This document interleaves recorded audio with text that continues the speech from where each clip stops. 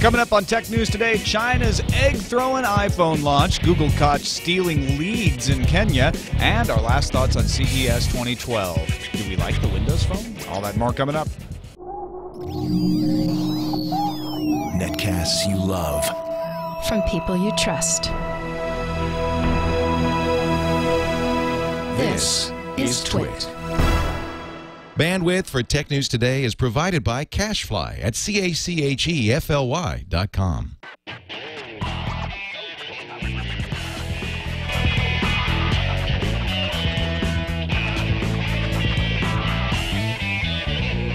This is Tech News Today for Friday, January 13th, 2012. Tech News Today is brought to you by Squarespace.com, the fast and easy way to create a high-quality website or blog. For a free trial and 30% off your new account for 3 months, go to Squarespace.com and use offer code TNT1.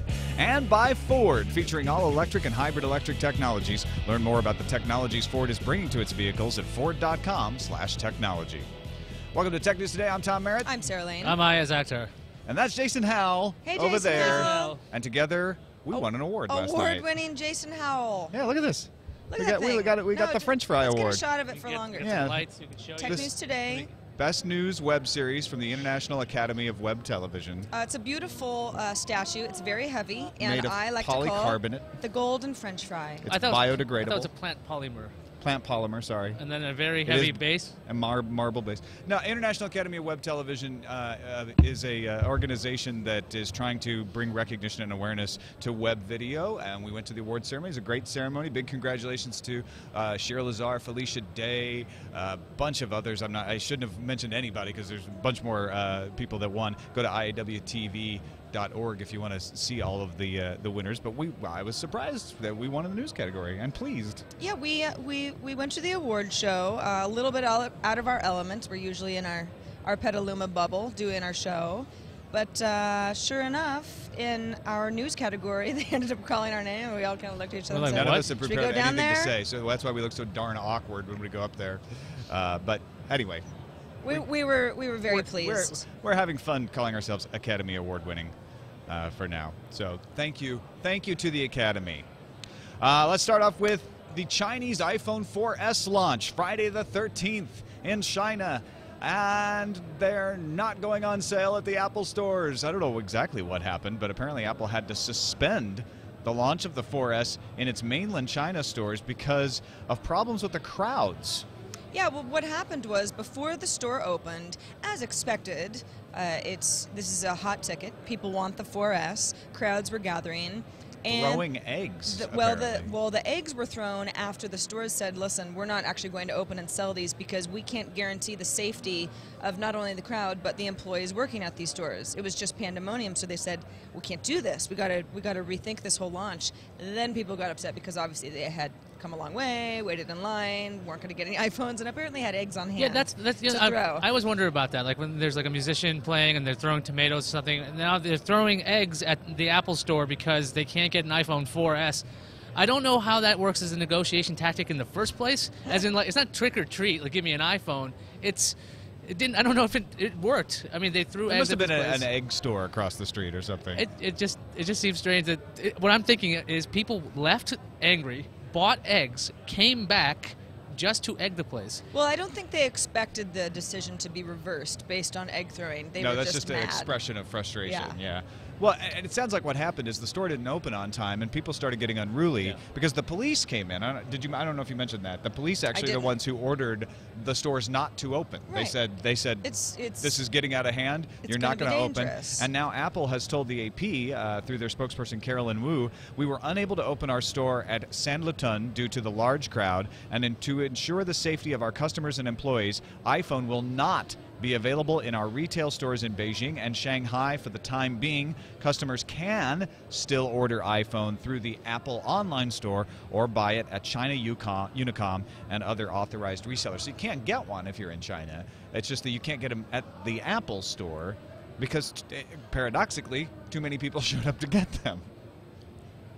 That's just I mean, every Apple store has like a huge line, right? For iPhone 4Ss. Why wasn't this one controlled? It's the big first launch. It was just like there was a huge pent-up demand for so long. Think back to when the iPhone first launched in the United States. Yeah, there was long lines. It wasn't this bad, but there were problems. Don't you remember in China when the iPad 2 was released? They had the same issue with people scrambling and fighting and getting trampled. It's just big crowds. You know what? And Pippin in the chat room points out a lot of the people in the line were not legitimate buyers. A lot of people had been trucked in by companies who wanted to resell the iPhone. And because there was a 2 iPhone per customer purchase limit, they had to bring in these massive numbers of hired laborers to just go in and buy 2 phones for the gray market. So I'm sure that contributed to the size of the crowd and possibly to the unruliness, because the people really weren't that excited about the iPhone. They just wanted to get their job done and get back to wherever they came from. Also some news, Senator Patrick Leahy saying he will recommend more study be done on the domain name provisions of the Protect IP Act. He told Vermont Public Radio, I'm going to set aside these domain name provisions. That will hold back on because I've listened to some of the concerns on those. I think there are easy answers to it, but let's set it aside. Let's spend a year or so studying that part. Now, hold on, if you're against Protect IP, it doesn't mean that the bill dies. All it means is something called a manager's amendment will be proposed, and that takes out the DNS blocking provisions of Protect IP, and everything else would still stand. It would still target financial transaction providers, internet advertising services, and providers of information location tools, that's search engines, among other things. So it's not killing Protect IP in any way. Yeah, but altering it somewhat significantly. I mean, it's basically breaking the thing that would break the internet, right? The DNS redirect system they were coming up with was going to cause a lot of issues, but removing this, I'm just curious to see what the reaction will be. If this is gone, are people going to... What else is wrong with this particular piece of legislation? Well, Senator Wyden, for example, says, hey, listen, beyond DNS provisions, the bill still establishes censorship regime, threatened speech, innovation, the future of the American economy. He remains firm in his intent to block consideration of the PIPA bill until these issues are addressed. So this is really a strategic move, isn't it? Yeah, it's a step in the right direction, I guess, but it's not a fix. Yeah, essentially what's going on here is Leahy is realizing, as well as other supporters of Protect IP, that the DNS provision is the one that's the easiest to explain to people why it's wrong, why it's a bad idea. It's going to break the domain name system. It's going to break DNSSEC. We had that story from Comcast yesterday saying they've implemented DNSSEC, and now they can't implement SOPA and PIPA. You take that out of the bill, and suddenly it's a lot harder to explain to people why blocking financial transactions or delisting from search engines is a bad idea. It's not impossible. It just makes the conversation a little tougher. Patrick Norton from Revision 3 wandering in from the Central Hall, the massive CES. Apologize, for reasons that remain terribly unclear to myself in Google Docs. I put this down for 2:30. Well, that's because we're normally on at 2:30 every day. That would explain it. And because of the breakdown of the stage and everything, we had to go an hour earlier. So I like your shiny. Thank you very much. Yeah, yes, these we are can put a spotlight on it too. Loveliest French fries Even better. I've ever come into contact with. Can I say one thing on SOPA? Yes. Yeah, we're not off that topic. You don't use. We're talking about Protect IP Act right now, but. Just to give you a transition, I heard SOPA Representative Lamar Smith, speaking on SOPA, said, it is amazing to me that the opponents apparently don't want to protect American consumers and businesses. Are they somehow benefiting by directing customers to these foreign websites? He doesn't want to get rid of any of the DNS provisions from SOPA. Much like in Texas and California, we have field mice issues. You don't give a farmer a nuclear bomb to take care of a field mouse problem. You know what I mean? It's like, it's just, you look at this, it's like, at Revision 3, we had a little issue a few years ago. These mice have pointy teeth, Patrick. These mice have pointy teeth. I agree. However, they could eat our children. You know, and the children are tasty, and I understand why they want to eat the children. I get it. I get it. I absolutely, totally, utterly get it. But here's the thing. When you take due process out of the situation, where you allow an arrangement where somebody can go, I think he did something wrong, I'm going to shoot him. Okay, castle doctrine, they're climbing into my house, you get to shoot them in the face. That's great, because they shouldn't have been in my house. Here's the problem. You take it on the internet, you do things like, a few years ago, we were running BitTorrent servers at Revision 3. It is an inexpensive way to transmit a lot of video. A third-party company who was working on behalf of movie studios to stop BitTorrent trading of movies decided that since we have BitTorrent servers and we are moving video, we must be moving Hollywood intellectual property. So they denial of service attacked Revision3.com out of existence for a long time. And they went, oh, I guess we should have looked at the video before we wiped your system out. And putting a system in place that allows somebody at, at a studio, at a record company, at Bob's House of Waffles, who has copyrighted pictures, to wipe out something without due process, without the ability to rectify it, without a review process, I think is insane. Well, and that is the real problem with both of these laws. It says we have such a threat from copyright. Lamar Smith says it's about the security of Americans, that we must give extraordinary powers to the judges so that they can go after these criminals and stop them, and let's give them the power to do that. And if you don't know anything else, that makes sense. Sure. The problem is there is no clear evidence that piracy is significantly damaging the MPAA and the RIAA. And there is none. The Congressional Budget Office, I'm not talking about what I read on Torrent Freak. The Congressional Budget Office has said there is no underlying evidence that piracy is impacting the economics. That doesn't mean it isn't. Well, but if you don't have any evidence, you don't put in these extraordinarily extreme measures. I agree. I absolutely, utterly, totally, 100% agree. I agree with protecting American jobs. I agree with protecting American intellectual property. I understand why tool companies and car manufacturers don't want cheap pirated copies of important pieces of a car that, being sold in the United States without any sort of control. People don't want their tool designs copied and sold. Designers don't want their handbag designs, their shoe designs ripped off and sold at, RZ shoemaker just like the realthing.com and all that other stuff. I grok it, but this is not the way to fix that problem. Sarah, I cut you off. I'm sorry. What were you going to say? It's okay. No, I was just, I had to laugh a little bit at Representative Lamar Smith sort of accusing anybody who's against SOPA as getting financial gain from a foreign website. Right. Yeah. I mean, it's just casting aspersions, like, oh, if you're against this bill, you're un-American. You're obviously a criminal. I mean, that's the sort of, I don't know how you're going to win friends. And that's exactly the problem. Is there is no rational debate on this. They haven't had engineers and experts come before Congress and allow them to testify. They have actually. There's quotes on record of things like, "I'm not technically sophisticated, but this sounds like malarkey to me." Right. Yeah. Exactly. This is if we were to take this kind of focus and attitude against, say, malware, or actual crimes that already exist, we could clean up a lot of crime in this country. But we actually don't want to go after burglaries or murders or even less extreme examples such as spyware and malware with the same kind of intensity that we go after supposedly damaging piracy. That's because homeowners, the American people, the citizens of the United States, do not contribute as effectively as large multinational corporations do to Lamar Smith's elections. That's my theory. That's possible. I'm on record saying it. I could be wrong. I have not looked at the man's financial records, but I'm thinking if we look at his campaign contributions, we might find a little bit of support from some four-letter agencies that involve intellectual property. And he's being a good congressman. He's representing the people who helped get him elected. Wait, isn't he supposed to help the people in his congressional district? I don't know about that. That seems like a stretch, Patrick. Look, I've been living in California for a little while, but I think the idea is that your representatives are supposed to represent you. No matter what state you are, no matter what political party you are, they're supposed to help the American people, not break the internet and screw up companies that employ. Because Google has a few employees, and they actually employ them year-round. Well, and they pay health insurance. Google has employees worldwide. Well, yeah, but I mean, which actually takes us to our next story. In Kenya, for example. Exactly. But it's like somebody was like, the movie theaters. I mean, the movie companies. You guys remember Forrest Gump? Sorry. No, never heard of it. But like the I'm gonna let it go. No, I mean, it's okay. We're with you. Forrest Gump, one of the most popular movies in history, made no profits. Yeah. All right, let's go on to the next story. Because we have to be done by 2:30. I'm gonna be Google quiet Kenya accused of illegally accessing a rival's database and trying to steal their customers.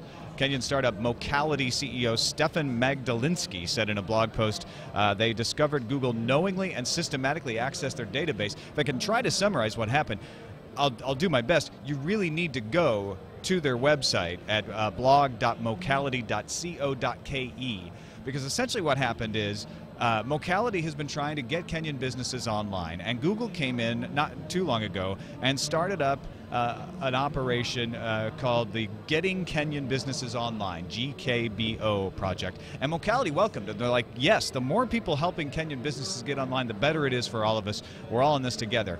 Then they started getting questions from their customers saying, hey, I have a problem with my website. The problem is Mocality doesn't offer websites. So they started looking into it. They did some pretty cool IP tracking and figured out there was one IP address that was consistently accessing their database, looking at the records, publicly available records, so it's not a hacking thing, but then calling those businesses that they had accessed. So what they did was create a little bit of a honeypot. They changed 10% of the results to that IP address to a different phone number. And only did 10%, that way no one would notice that all the businesses had the same phone number. But those 10% of the results caused a few calls to come to that phone number, which was at Mocality. They answered, pretended to be the business in question, and we actually have, they posted a couple of recordings of the calls that we can play for you here. Ah, buddy. Yeah?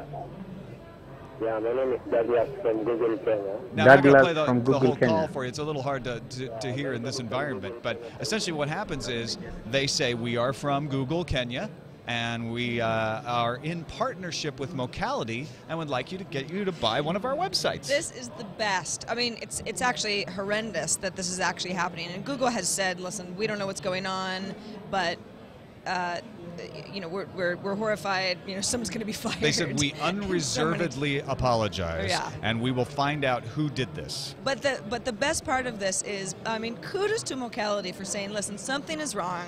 Let's get to the bottom of this. Then they're answering the phone saying, oh, you're in partnership with Mocality, are you? Google Kenya. Okay. I mean, they really got caught red-handed. And the other weird part of this is after December 23rd, the IP address shifted to India. So any belief that maybe this was just a rogue operator in Kenya suddenly was like, this is a Mountain View IP address coming from India doing this. So it's a little beyond just one or two people in Kenya going off on their own. And as you mentioned, Sarah, Google said we're still investigating exactly how this happened, and as soon as we have all the facts, we'll be taking the appropriate action with the people involved. Does this just show that Google's just so big that they don't even know what's going on in their other branches? I mean, they've grown so fast. They've had to deal with all this, all these extra employees. Or is this some crazy 20% project? They have it's like, I got a spare day. I'm going to screw around, and maybe, I don't know.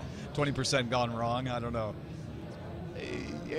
I'm sorry. It sounds like you think of so many things that are going on with Do Not Call. It's a horrible act of cold calling. It's probably a few people. I don't really think like anybody really high up in the food chain knows about this, but you know, this is like used car dealer stuff, and it just seems profoundly beneath Google.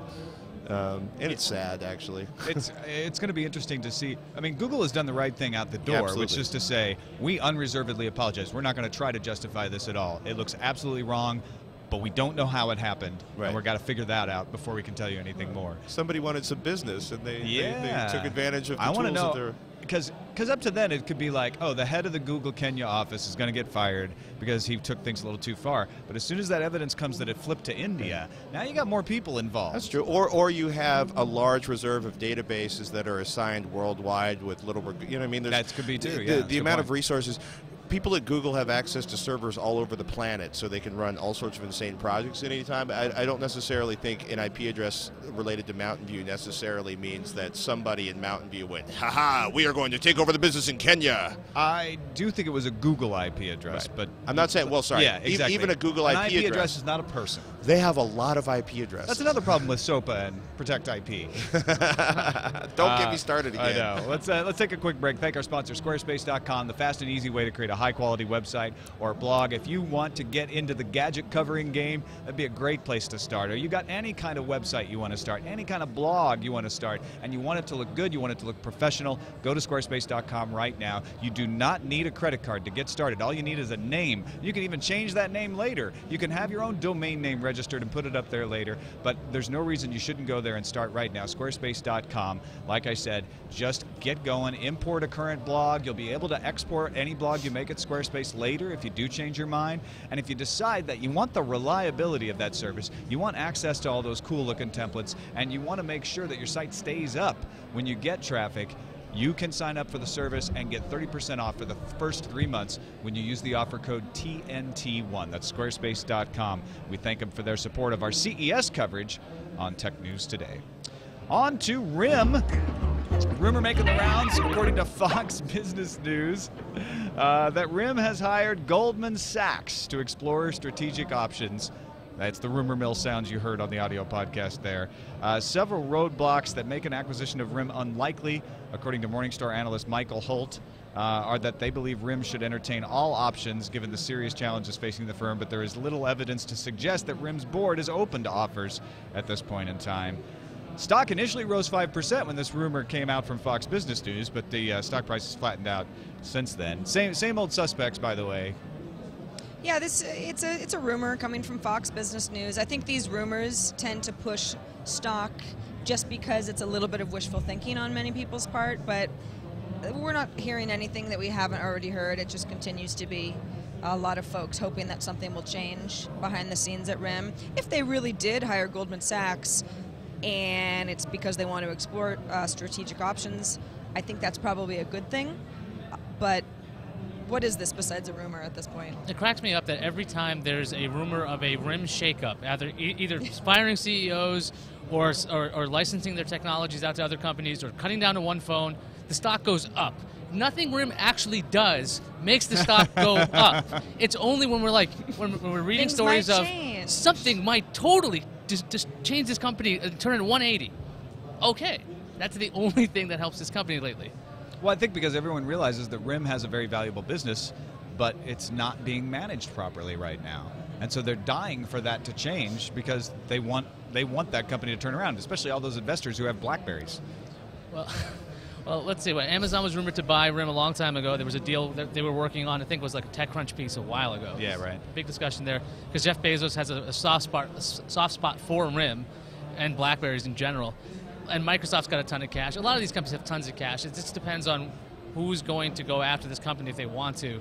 I mean, it's still a very strong brand, right? I mean, people know this. It's like the email standard for businesses. They love the security of this thing, and they don't want to relearn anything. So, I mean, one of these companies is something's got to change for RIM to even be viable. Paid content is asking a little outside the box. What about a company like LG? What about a Dell? Now, I predicted Dell will buy RIM this year. I know you did. Did you? That was my prediction. That was one of his predictions from the because Dell has failed in the smartphone business so often. Why not buy another one? Oh yeah, I do remember that. Also in the rumor mill, the Nokia Lumia 900 might actually be coming in March. Now, Paul Thurrott on Windows Weekly earlier this week said he thought it was likely to come on March 18th. Now, a Nokia developer newsletter says the Nokia Lumia 900 phone runs Microsoft Windows Phone 7.5. It's the biggest and fastest smartphone yet, and it will become available exclusively through AT&T in March. So if Paul's sources are right, and we have this developer newsletter, we could be seeing the Lumia 900 March 18th or thereabouts.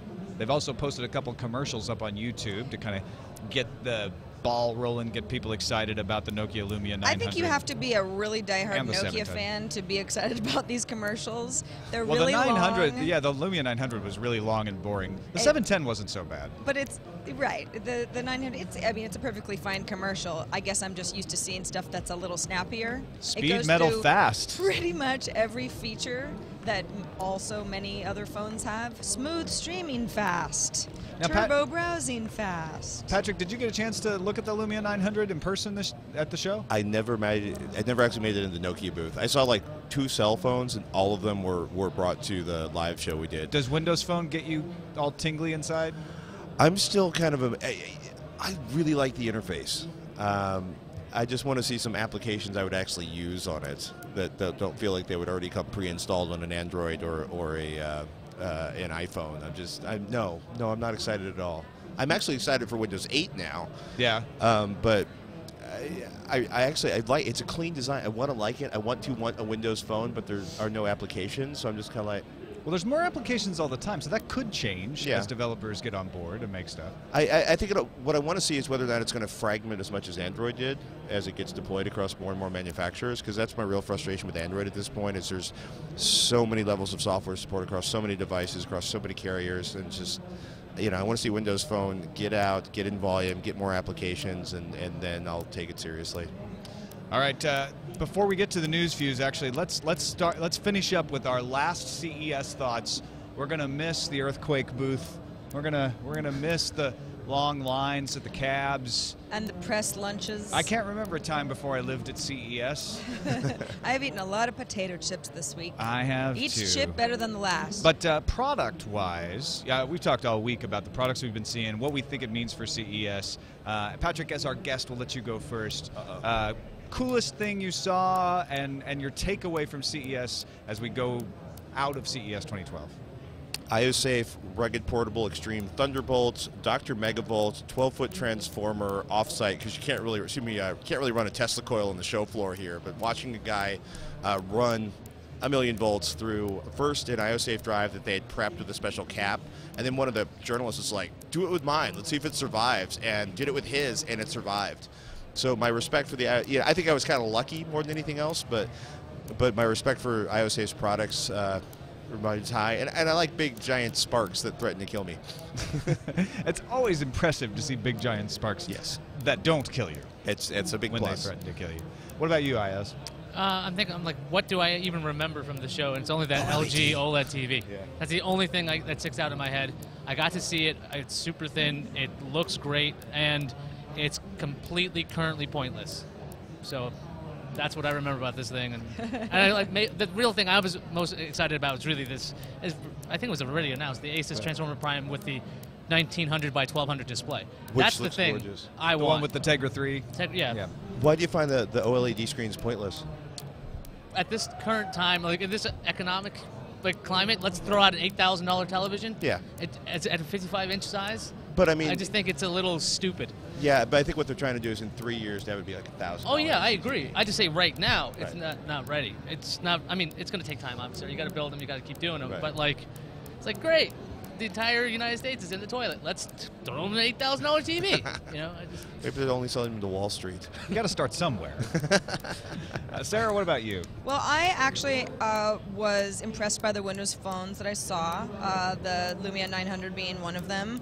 I like the Windows Phone interface. I like it more than Android, and I mean, I'm an iPhone user, but I think competition is good. So I'm excited for Microsoft this year. I guess I'm rooting for them, you could say. But Cool. what I'm most interested in is all of the alternatives to cable that have been rolling out. Boxy's Live TV, dongle antenna bundle, Simple TV, Roku's new streaming stick. All that stuff makes it easier for me to remain a cord cutter, and I like the idea of apps on televisions. I know that's a sort of a big question that people have. Do we really need apps on TVs? Yeah, I mean, I do. The more apps I have, the more fun I'm going to have with my TV, and I can never give Comcast another cent.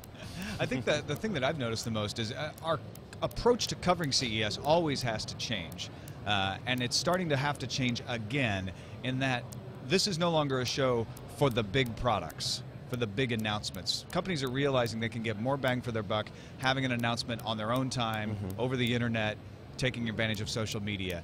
This show is now about trends.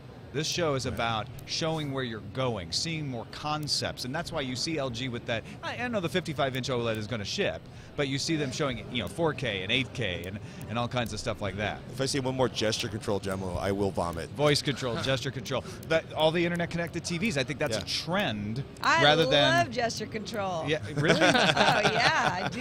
Yeah? I think it's great. But I think what we're seeing is CES is going to be a place where you'll see trends, where you'll see where we're going in a year. And if I take anything away from this one, it's that everybody's trying to crack into that internet-connected television business. We will be watching TV over the internet on our televisions within 2 to 3 years. They haven't figured it out yet. That's obvious from this show. Watch your back, but HBO. They're all trying to figure out how to do it. I also think that OLED 4K, that's obviously they're like, yeah, 3D, we're not going to quit on it, but that didn't work. So let's move on to picture quality again. And I think you can still find the up-and-comers. You can still find the new categories at CES. People doing augmented reality don't get as much press, but they're doing really cool stuff that's going to burst into the mainstream. Brie Pettis with the MakerBot Replicator. That's fantastic, and that's something that's been bubbling here at CES for 3 years now. 3 years, yeah. So he's actually starting to move into the mainstream. We're seeing that take shape. So that's what I think I'm going to approach CES with in the future. Is not about like who's going to announce what, but what is new, and on the horizon that's coming. And I have to say, I think Replicator is probably my favorite thing. I liked the Yoga, I liked the Transformer Prime. Those both competed for my attention. But if I were to give a personal best of CES, that's what I'd give it to the Replicator. Let's move on to the news fuse. The Pirate Bay is dumping torrent files. Don't worry, in favor of magnet links. So they still have torrents. That's starting today. The change allows users to add torrents without downloading a file first. The magnet links will appear as the default links instead of the torrents, and it gives Pirate Bay a little more protection, legally speaking. Westminster Magistrates Court has ruled that 23-year-old British college student and TV Shack link site operator Richard O'Dwyer can be extradited to the United States to face copyright infringement charges. The TV Shack site linked to illegal copies of copyrighted works, but neither the servers nor O'Dwyer are located in the U.S. O'Dwyer will appeal the ruling. Stories are surfacing on the web about a failed 2009 Google-Facebook deal. All Things D says the leak can, quote, clearly be traced back to Facebook. Now, there's two sides on how this deal fell apart. Google saying that Facebook asked for a term that would stop Google from building its own social network. Facebook claims the deal failed because the two couldn't manage to agree to some kind of private data mining. For the first time, Apple has released a full list of its major suppliers and a report on factory inspections available at apple.com/supplier responsibility. The inspections report found problems in the handling of hazardous waste, overtime pay, and working hours. In an interview with the Wall Street Journal, Tim Cook said Apple will improve those factories by monitoring the plants at a very, very micro level. You can learn a lot from Rupert Murdoch's personal Twitter account. His latest target, the failure of MySpace. To quote a recent tweet, "We screwed up in every way possible, learned lots of valuable, expensive lessons." Yeah. News Corp bought MySpace for $580 million in 2005 and sold it for $35 million in 2011. The military judge presiding over the Bradley Manning case recommended that Manning be court-martialed for disclosing military cables to WikiLeaks. The judge said reasonable grounds exist to believe that the accused committed the offenses alleged. The case now moves to another military body called the Convening Authority, which will make a final decision whether to court-martial Manning. Cyanogen Mod 9 will bring ice cream sandwich to the HP touchpad. Woo. Now, functionally, the team says nearly everything works. Nearly. Except video playback in the camera. But the touchscreen works well, and the apps seem to be running, and the browser seems to be pretty good. The team also says they hope to get something available for download soon. Fujitsu will, oh dear God, I just wiped that story all the way there at the Google Doc. Fujitsu will sell an NVIDIA Tegra 3 powered smartphone in a few weeks. The phone was spotted by The Verge at CES under glass. The phone has some impressive specs with a 4.5-inch HD display, LTE, a 13.1 megapixel camera, and it'll run Ice Cream Sandwich. And who knows, it might come to North America, since Fujitsu Senior Executive Vice President Hideyuki Saso told All Things D that North America is the manufacturer's eventual priority market. We'll hear more about at least the phone at Mobile World Congress. Whew, the race against deletion. You want to finish this up? Sure. According to Bloomberg, LG may partner with Google to build a Nexus TV, considering companies like Vizio are introducing their own skins to their version of Google TV. This doesn't seem too far-fetched. It does not. On to the randomizer. Randomizer. So this is pretty hilarious. New York Philharmonic's Tuesday performance of Mahler's Ninth Symphony was halted when someone's iPhone rang using the marimba ringtone repeatedly during the fourth movement. According to an eyewitness, the offending phone owner was in the front row of Avery Fisher Hall when his phone went off. The conductor, Mr. Gilbert, was visibly annoyed by the persistent ringtone so much that he quietly cut the orchestra. And the pause lasted 3 or 4 minutes, although it might have been 2. The reports differ. But the director said later that he tries to ignore those kinds of distractions, but this time he could not. So that was it. That's a person that's going to be socially ostracized. Well, and apparently, according to Jenny Jardin on Boing Boing, it turns out the guy had his mute on, but they actually did not, the alarm tone doesn't respect the mute button on the iPhone, and he had an alarm set. Turn your iPhone off with the Symphony. Just turn it all the way off. Or iOS should really figure out a way to make it so that when you mute your phone, your alarm doesn't go off audibly. That would be so odd in Mailer. Oh, gosh. That's actually my phone alarm. That's exactly what I wake up to every morning. If he had the right ringtone, it might have fit right in. But he didn't. But he had marimba. And those conductors are so touchy about these things. Yeah.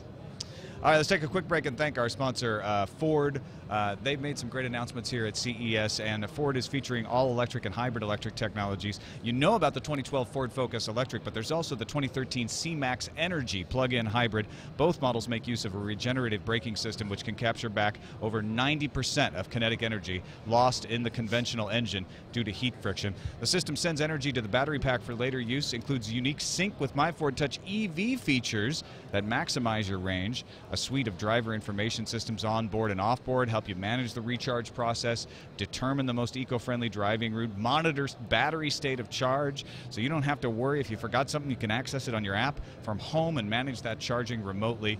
The 2012 Ford Focus Electric is an all-electric vehicle without a gas engine. Fully charges in 3 to 4 hours through a 240-volt home charging station. It's 100% electric and has zero CO2 emissions with a lithium-ion battery. And they have a new thing that you can top off the battery, and it doesn't affect the battery life. You don't have to worry about ruining the battery because you're giving it small charges all the time. The 2012 Ford Focus Electric is available for reservations now, and the 2013 Ford C-Max Energy plug-in hybrid will be coming in the fall of 2013. Specifications are subject to change with production vehicles. Learn more about the electric technologies Ford is bringing to vehicles at ford.com/technology. On to the calendar. Skype 5.5 beta for Mac has launched today with an option to answer calls with or without video. On Live Desktop for iPad is also now live in the App Store today. Microsoft Office in the Cloud, for anybody who's not familiar with it, it's free. Worth downloading if you're an iPad user.